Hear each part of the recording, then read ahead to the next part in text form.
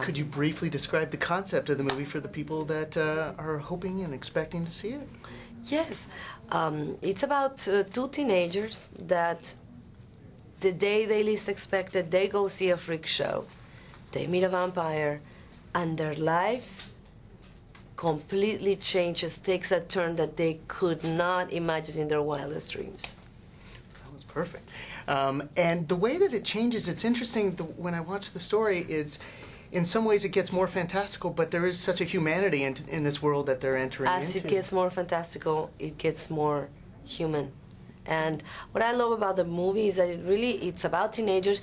It deals with teenagers' conflicts and dilemmas and things that are important for them in a way that it's not preachy, it's not on their face, it's all like in disguise.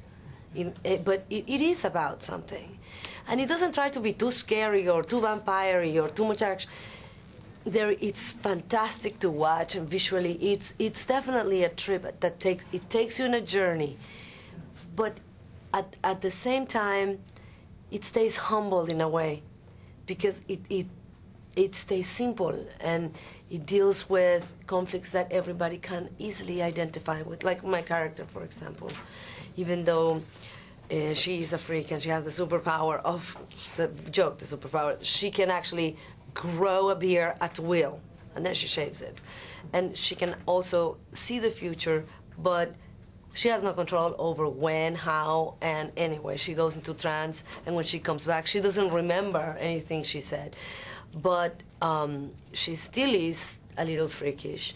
And what is interesting about my character is that she has a conflict that every woman is going to identify with.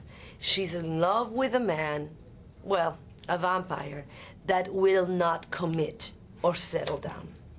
He loves her back, but he will not settle down. And also another problem I have with him is that I can tell when he's gonna get into trouble. And it's not because I'm psychic, it's just women have this ability, but you tell them and they don't listen. So they always complicate things even more and get into trouble, which makes it even more complicated for them to settle down. And I'm sure that all the girls that will watch this, they will know, oh yeah, Madame Trotsky, I know exactly how you're feeling. And many of the guys too, totally understand. And many of the guys too, yeah. Is that one thing that attracted you to the project, this blending of fantasy with the grounded fantasy? Yeah. It's a fantastic family. That they are a fantastic family. And a lot of people go to see a movie with Salma Hayek and they think it's beautiful Salma Hayek, and then they come in to this film and see you wearing a beard. How was that for you? Was that fun for you to sort of shake up the image and mix it up a bit? Yes, it's not even the first time I wear a beard. Right. Oh, right. No, I did a movie called After the Sunset, and at the beginning I play a homeless. I'm disguised as homeless. And so I went through that. I'm an expert on facial hair. I also did for free the eyebrows, a piece of cake. Oh, perfect. And was it fun to play with the prosthetics and then to see in the final project with CG what they did with you? Yeah, look, for me, mine it's very simple. What they did with the other characters, it's like spectacular. It's really amazing. It was very exciting to watch. It's amazing to go on this journey with Darren, with the character, and to get into this world. And when I was a kid, that's exactly what I would have loved, to shake things up and to become a vampire, just to make life more interesting. Can you talk about how this is an amazing wish fulfillment story? Yeah, in a way. I mean, I think what's great about the film is that it is very personal, and different people will get something completely different out of it. And but it does deal with many different things. Like for me, one of the things that I adore about the film is that you're looking at all these freaks, and they're all so different. They're all weirdos if you want.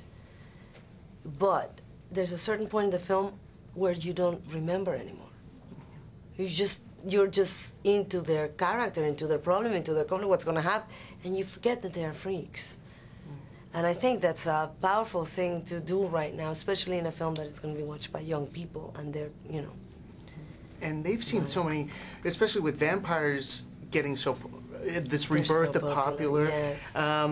how does this shake up the mythology? It really sort of humanizes them in a way, and also adds to the mythology with the flitting and the spit. And I think it's a mythology that it's been used so many times, you know, it's for so many years, and I think it's refreshing that we get to see a different kind of story with the vampires.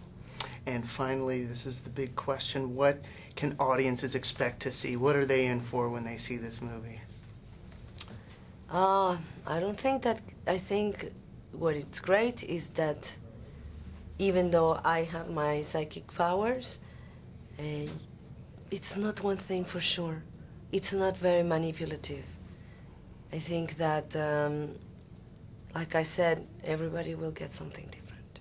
Perfect. Thank you so much for the time. It was a Thank you. pleasure to meet you. Thank you.